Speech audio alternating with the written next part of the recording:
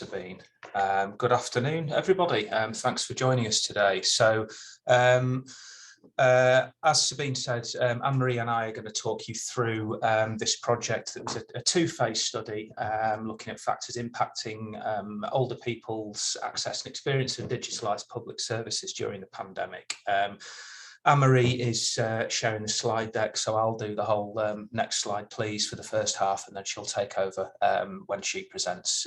This is a study that was conducted with other colleagues here, as you can see, named on the slide.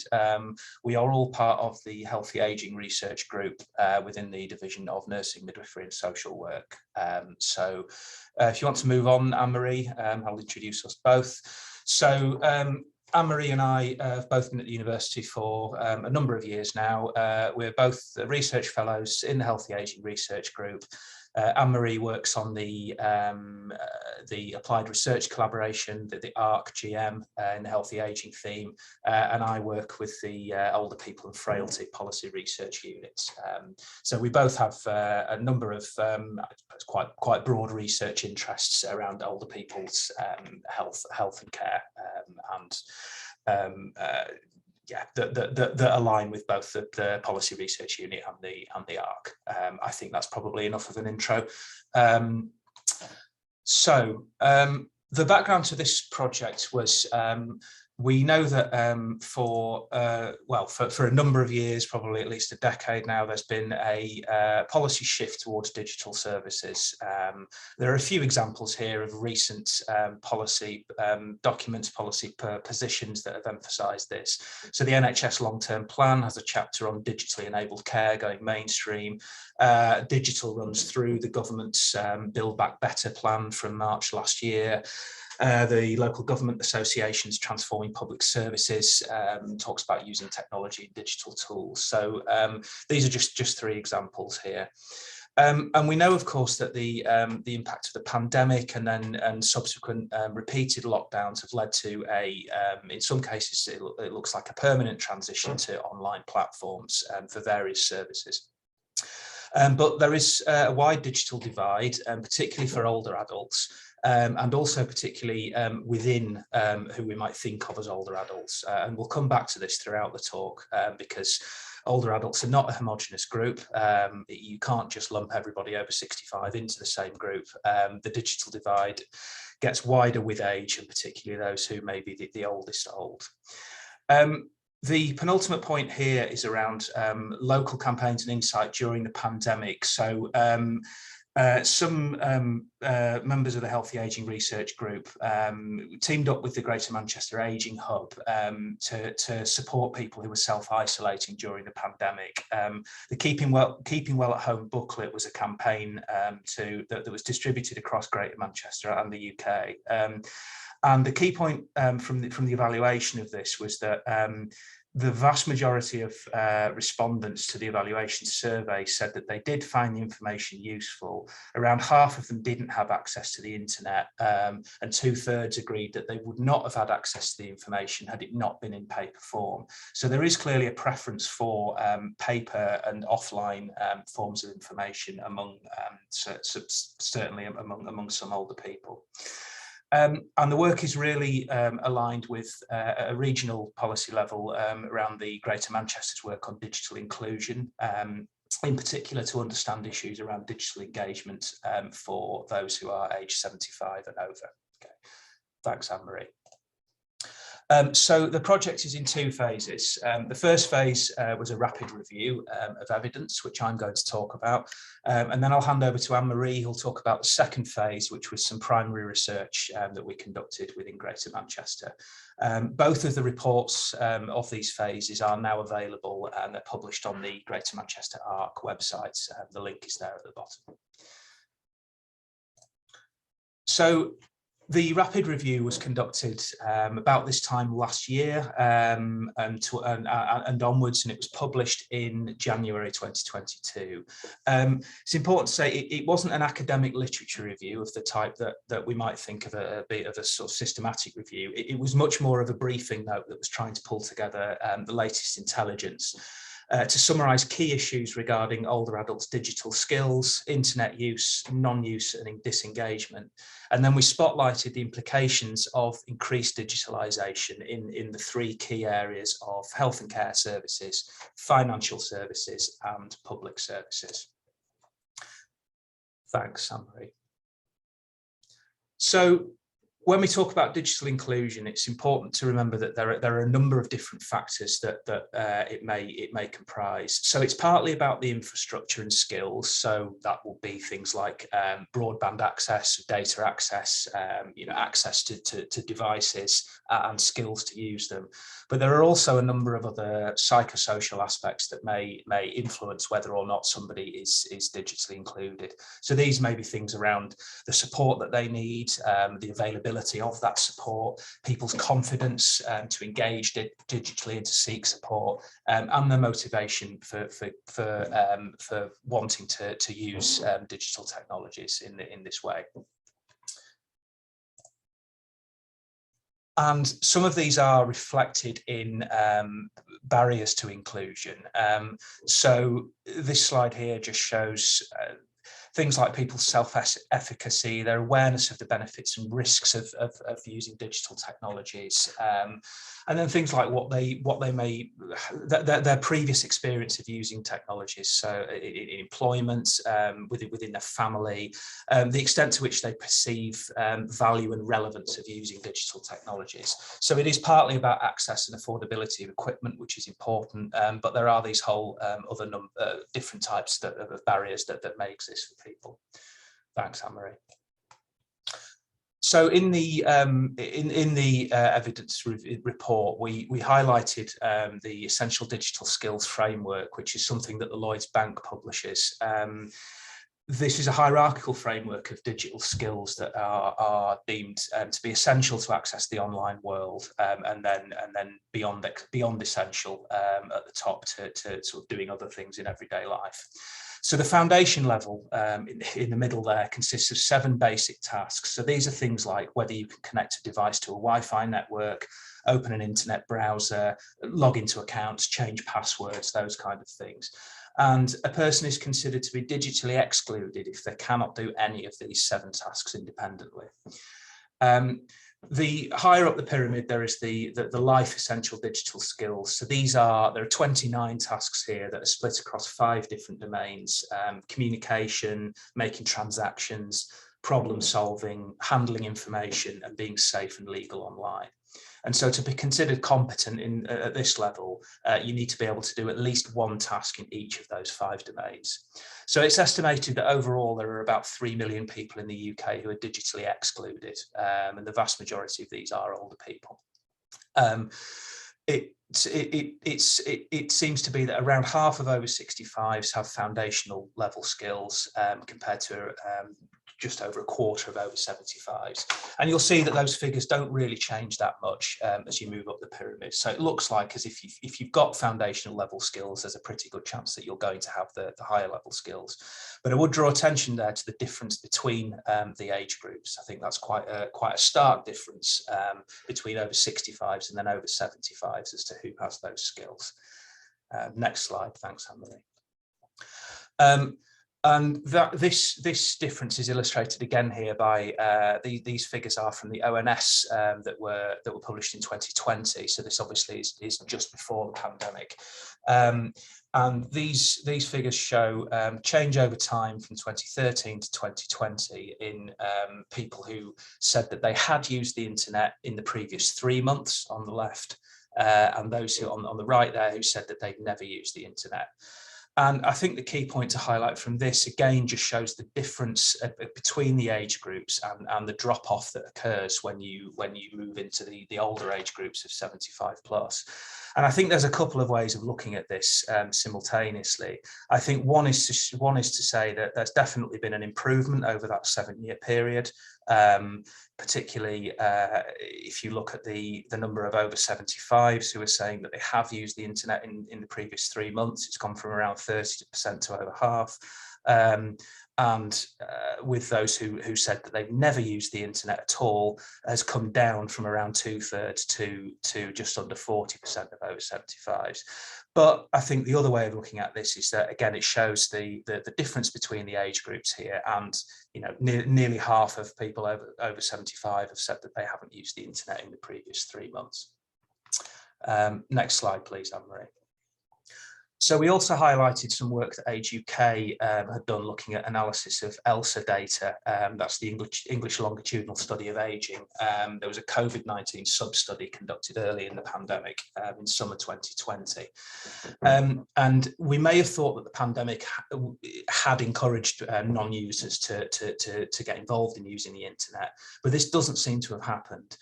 Where there has been increased use, it seems to be among those who were already using the internet. And again, draw your attention to the point at the bottom there. Only a quarter of those over 75 increased their usage, and 9% were using it less. Now, there are some more up-to-date figures available since we wrote our evidence review. Ofcom published their annual Online Nation report last month, and that shows that 20% of people aged 65 and above do not have internet access at home.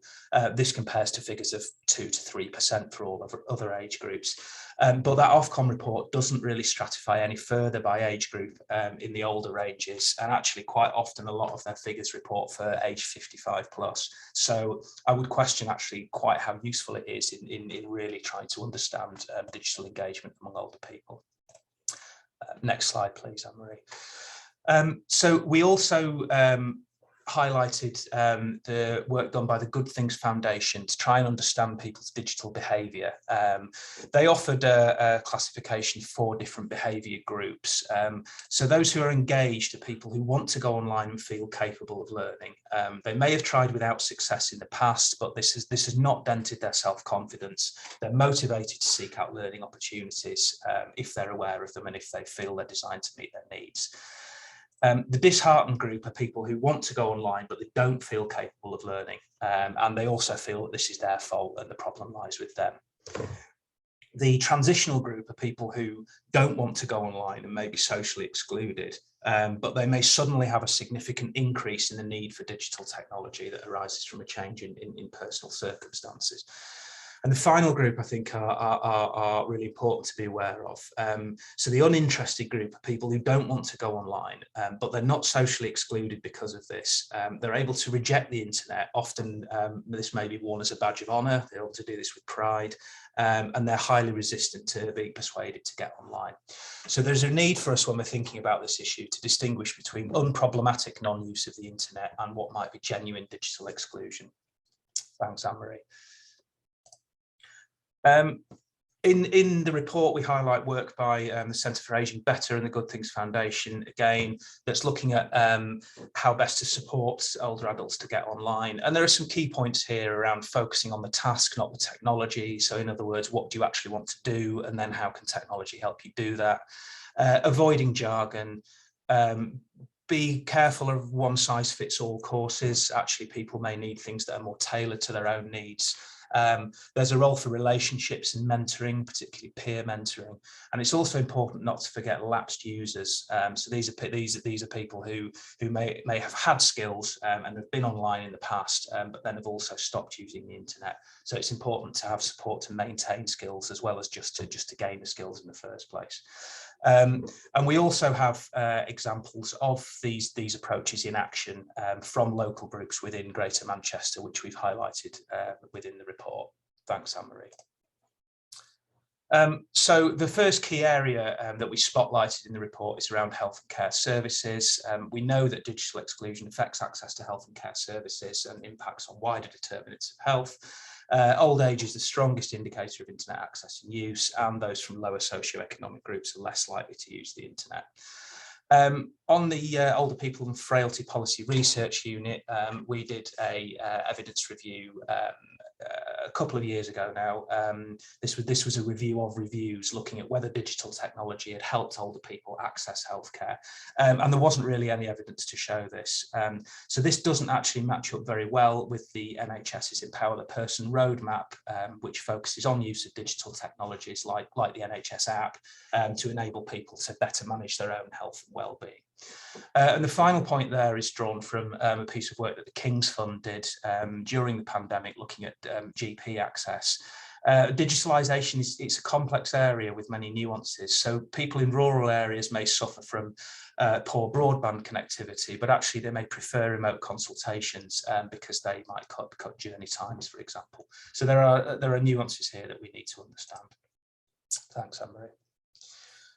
The second area that we highlighted was financial services. We know that there's been a substantial increase in digital delivery of financial services over the last 15 years, which really coincides with the introduction of smartphones.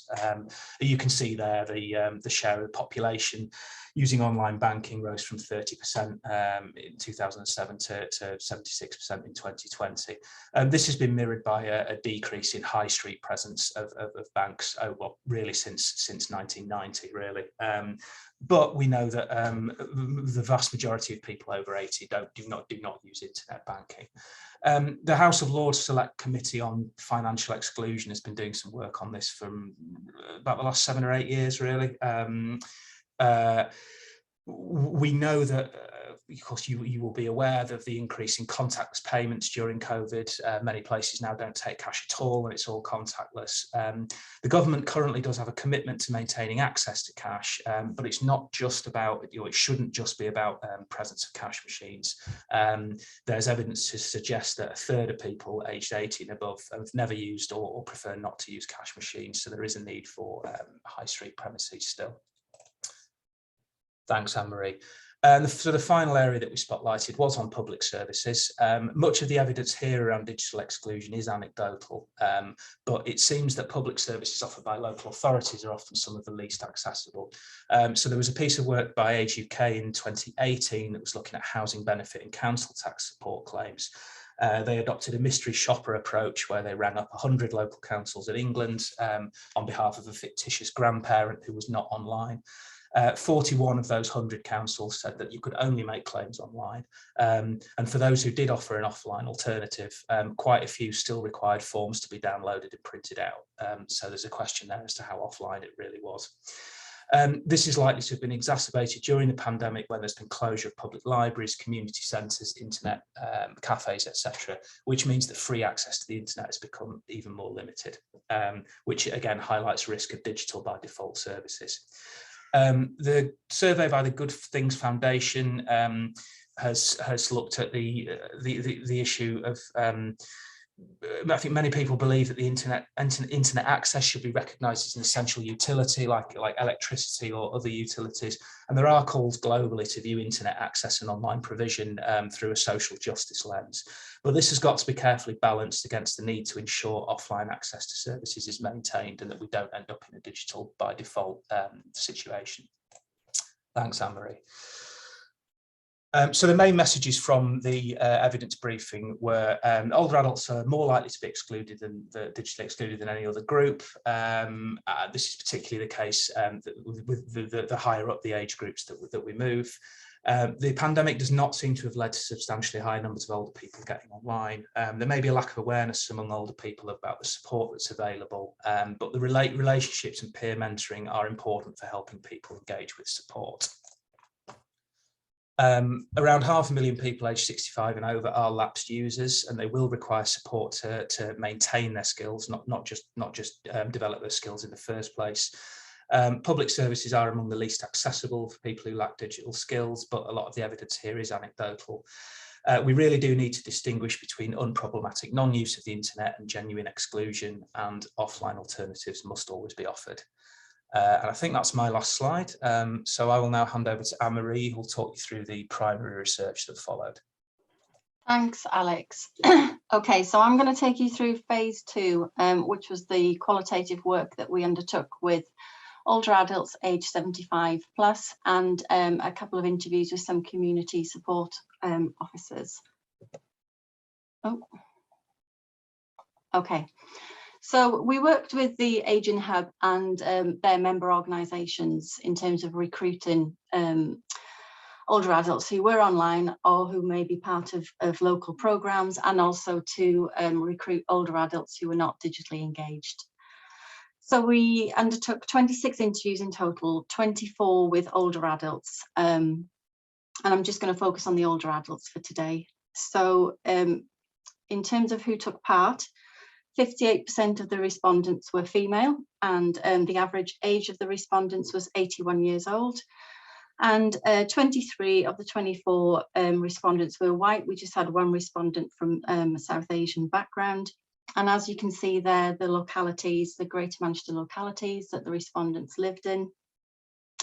In terms of equipment, over half of the respondents preferred to use tablets and iPads compared to laptops, smartphones or desktop computers. And when we analysed the interviews, there were 6 key themes that emerged, and I'm going to take you through each of the themes. I've put some quotes for each of the theme. I'm not going to read them out, but I've just put them on there so you get a sense of what people were actually saying to us as I explain the themes. Oh, okay, so in terms of initial motivation to get online, what we found was that this often stemmed from a very specific need or a task that the older adults wanted to undertake. And given when we did the field work, so during lockdowns, maintaining social connections and gaining skills to be able to connect with family and friends was a key factor for some of the older adults wanting to get online. What we also noticed was that family often gifted hardware to the older adults, and that was an influence in them being wanting to get online.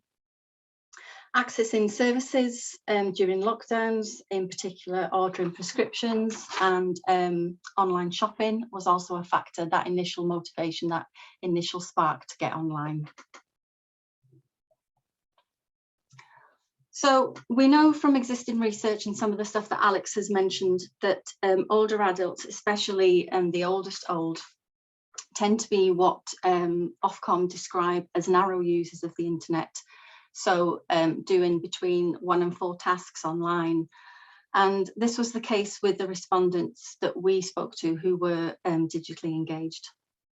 What we also found was that their activity and the skills were often limited to their narrow use. So, for example, there was more often than not little interest in developing skills or trying new tasks. They wanted to just do the task that they came to get help with in the first place, and they weren't interested in learning other activities. And in addition to this, within this kind of narrow or defined activity, some of the respondents were very specific about their limits to that activity. So, for example, when we asked them about things like online banking, many of the respondents were happy to go online and check their balances or to check any comings and goings, but they would never wanting to undertake any transactions or move money around. And this way of limiting their activity appears to stem from a lack of confidence in their skills, a fear of scams, and also a concern about sharing personal information online. So when we started this work, we wanted to explore older adults' views around the use of digital public services. But what the interviews revealed was that there was very little in way of interaction with public services. It wasn't a motivator to get online in the first place. And once online, the respondents didn't tend to use public services very much, with the exception of ordering prescriptions online. And this, we were told, was because it was very easy, straightforward system to use. And when we spoke to respondents about using public services or public services moving online, there was a consensus that alternatives to digital access must always be provided by public service organisations, and that it wasn't fair to just have a digital by default approach. Respondents also spoke about the impact of digital participation on their well-being. And they spoke in terms of how too much was seen as potentially leading to a loss of social interaction. But others also spoke about how not being online could be beneficial for physical and mental well-being. So going out to make appointments, for example, at the GP, shopping, or even using their brain to recall information instead of looking it up online.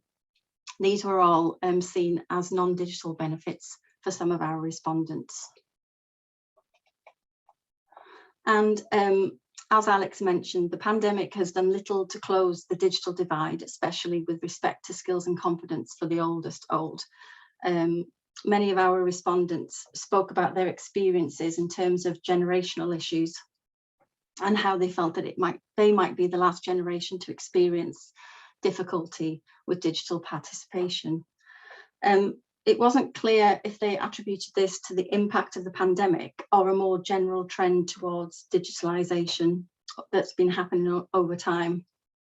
But we know that rapid development of technology combined with physical changes as we age can worsen feelings of being unable to keep up with or embrace new technology. So the rapid increase that we saw in digitalisation during the pandemic may have exacerbated these feelings for our respondents. And lastly, for those adults who were online, we discussed issues that might help in keeping them engaged. And many of these we know about, and many of these link into recent work that's been done in Greater Manchester around helping those in later life to do digital. So very practical pieces of advice. So having support from someone who's very patient was important, as well as was repeated sessions around the same task. And being able to keep detailed notes and to be shown an activity or a task over and over and over until it kind of sank in. It was also acknowledged that support needs to be ongoing. There was sometimes a degree of frustration with some of our respondents after they had mastered a task. So for example, online banking, they would then go and log on, and the landing page might have changed, and this would throw them off, and then they would be unsure whether it was safe to continue doing the activity that they've been shown to do, and this would often stop them from carrying on with that task online. Okay, so in summary, as Alex has mentioned, over 75s are not a homogenous group, and Alex mentioned the Good Things Foundation typology earlier, that kind of seeks to put older adults or older users into one of four types, which can be quite useful. But from talking to some of the older adults in this research, it became clear that it was often difficult to categorise them as one type of user versus another. Often there was an overlap of the types. So whilst many were classed as digitally engaged, some were also at the same time disheartened because of their experiences trying to get online and undertake some tasks.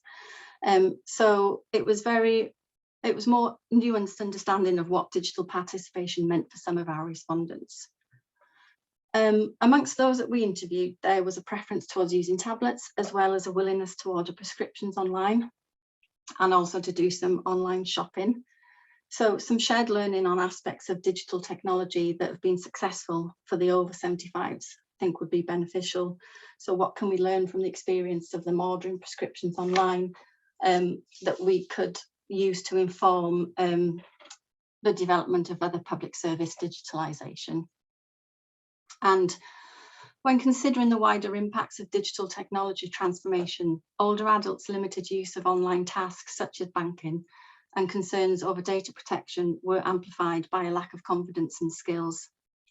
And then added to this were the needs of older people to get out and socialise, with health-related appointments, banking and shopping forming part of how participants stayed active and well in their communities.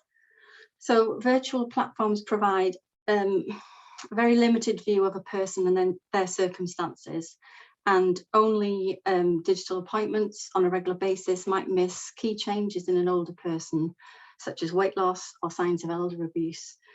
So it's important that people are encouraged to leave their homes and are unable to access and attend face-to-face appointments.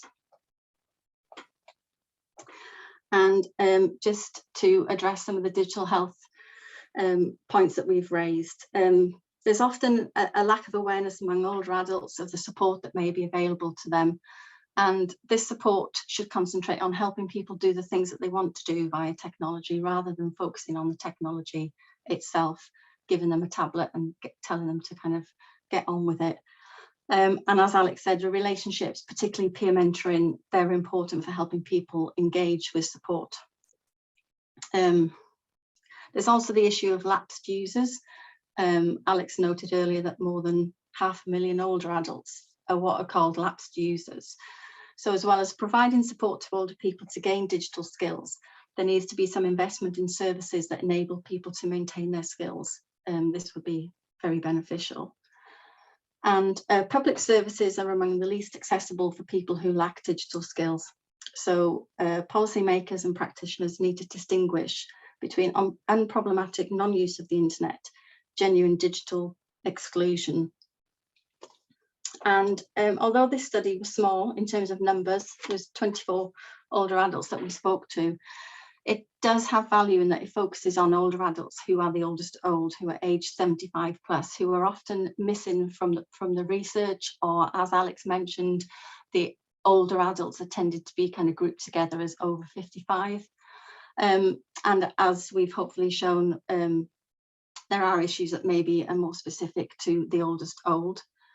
And from the interviews, it appears that one of the most important messages from our respondents is one of choice. So that those aged 75 and over are not all the same, and they require a range of options that will enable them to engage with social, cultural and public services in ways that work best for them. And that's just a link where you can download the reports. Thank you very much. Thanks very much for that. Maybe can you stick the link in